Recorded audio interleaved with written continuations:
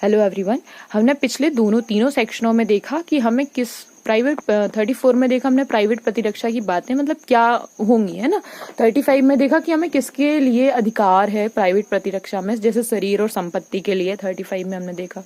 फिर हमने 36 में देखा कि अगर विकृत व्यक्ति भी है, अनसाउंड व्यक्ति है, पागल जिसे कहते हैं, अनसाउंड व्यक्ति कहते हैं माइंड से, तो विधि में उसको अनसाउंड माइंड कहा जाता है, या फिर परिपक्व समझ का अभाव है, या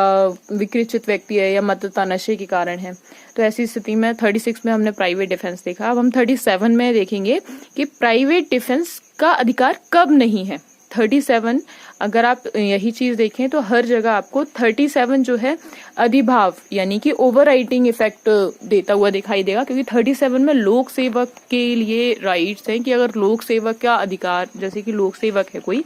फॉर एन एग्जाम्पल हम पुलिस मान लेते हैं, या फिर some government officer government service जो प्रोवाइड कर रहा है ना, उसमें काम कर रहा है, सेवा कर रहा है, तो ऐसे तो यहाँ पर कार्य जिनके 37 सेक्शन ये कहता है, कार्य जिनके विरुद्ध प्राइवेट प्रतिरक्षा का कोई अधिकार नहीं है, यानी प्राइवेट प्रतिरक्षा का कोई अधिकार नहीं है यदि कोई कार्य जिससे मृत्यु, घोर उपत्ति की आशंका, युक्तियुक्त आशंका, ध्यान रहे इसमें आशंका है बट युक्तियुक्त आशंका है, जिससे कि युक्तियुक्त रूप से कारित नहीं होती, सद्भावना पूर्वक उसे पदाभास में कार्य करते हुए किसी लोक सेवक द्वारा किया जाता है या करने का प्रयत्न किया जा रहा है, चाहे वह कार्य विधि द्वारा सर्वदा न्यायानुमत ना भी हो।